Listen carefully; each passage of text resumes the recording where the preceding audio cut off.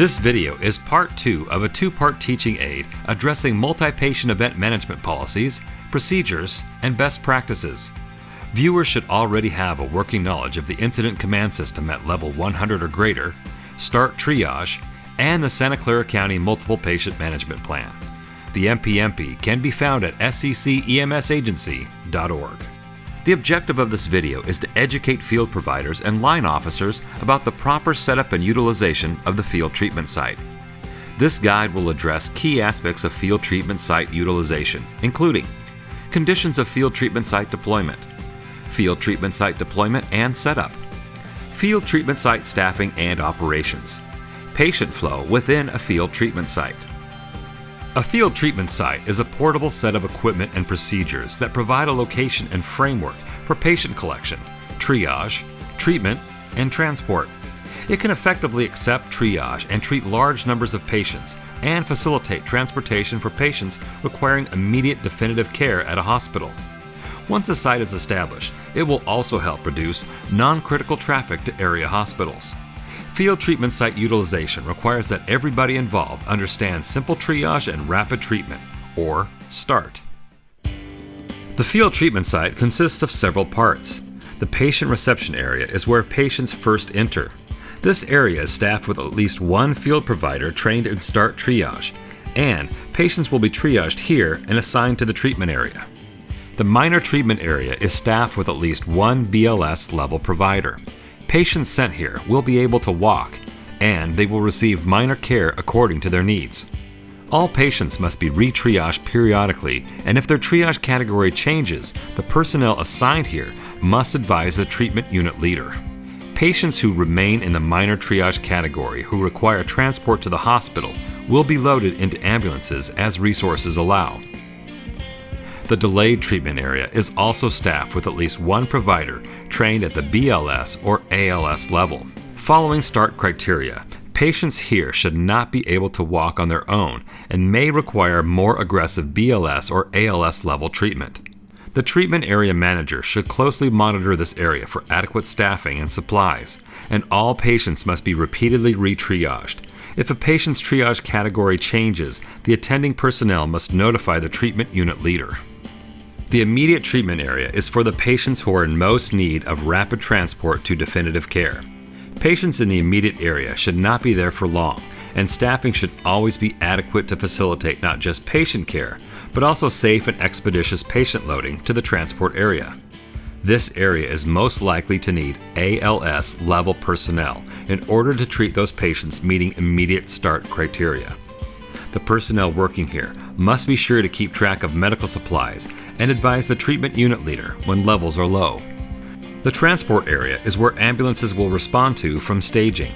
This area requires a transport group supervisor and, if appropriate, a patient loading manager to ensure that every transporting ambulance receives the correct number and START category of patients. Each transporting ambulance should receive at minimum one immediate, one delayed, and two minor category patients. The transport group supervisor must tear off one of the two triage category tags and keep it to record which patients went to which hospital.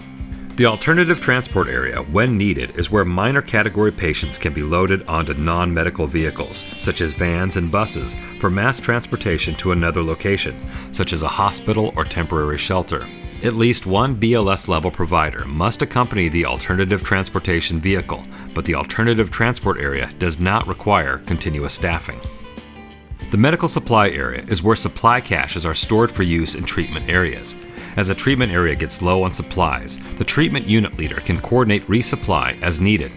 This area does not need to be continuously staffed. The morgue area is for patients who have died in the field treatment site. To help keep living patients calm and cooperative, the morgue area should not be placed in view of the treatment and reception areas. This area does not need to be continuously staffed. The casualty collection point is not part of the field treatment site itself. It is where patients are first gathered from a patient-generating event before moving to the patient reception area.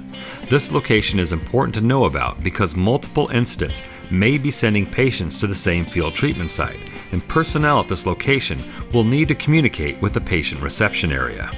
Overall, the field treatment site is able to function with a minimum of 5 people at the BLS or ALS level and trained in START. At least one person must be assigned to patient reception, minor treatment, delayed treatment, immediate treatment, and transport.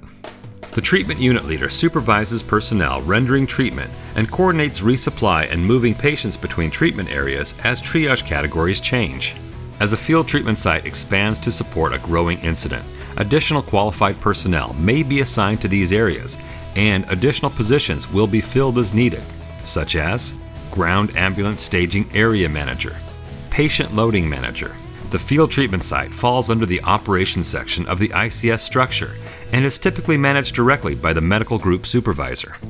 The field treatment site package is comprised of colored tarps and flags, one each for minor, delayed, immediate, and morgue triage categories, and a variety of support materials such as litters, backboards, BLS medical supplies, ICS position vests for personnel, and position-based checklists. When selecting the location for the field treatment site, always consider responder safety. It must always be upwind and/or uphill from the incident, or sufficiently far away that no hazards from the incident location can compromise the site. Access to clean water and restrooms will also be needed. The total area needed is about 150 feet by 150 feet, but it does not need to be evenly square. The site should have access to electrical power either by landline or generator, and it should be near adequate parking for support personnel and staging emergency vehicles. The layout must allow for a one-way traffic plan for ground-based resources, and also allow for access to larger vehicles such as buses and helicopters. The location must have strong enough signal reception for at least one method of wireless communications. The ideal site has good signal strength for both county-utilized radio frequencies and cellular voice and data. It is important to remember that the field treatment site is appropriate for circumstances in which large numbers of patients require assessment and treatment, but not necessarily transport. The goal of the site is to triage all patients quickly and repeatedly so that those who need transport to a hospital get it, and those who don't still receive appropriate treatment. A single field treatment site may be set up to support a single patient generator or multiple related or unrelated patient generating events. Some example events that warrant a field treatment site are disasters, both natural and man-made, resulting in a large number of patients. Anticipated large-scale events, such as sporting events or concerts. Evacuation of a skilled nursing or other medical facility. Incident commanders and the EMS duty chief collaborate to determine when and where a field treatment site should be established, basing the decision on several factors which include, but are not limited to, status of the 911 system overall, status of area hospitals. For ongoing incidents, the estimated number of patients needing assessment, treatment, and possibly transport.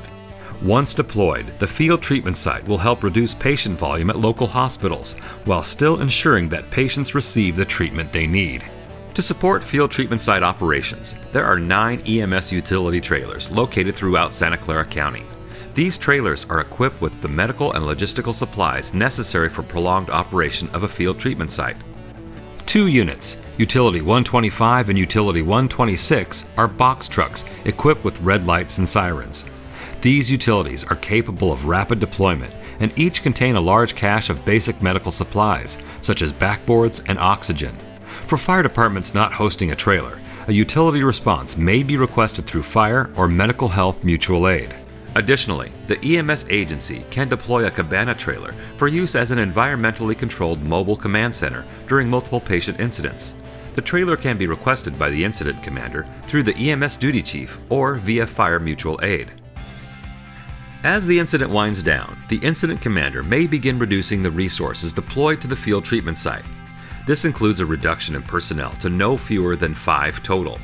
This amount is required to operate the site and to quickly and safely pack up all site materials once complete demobilization is appropriate. This video has covered the major aspects of field treatment site setup and utilization, and hopefully you now have a better understanding of this useful resource.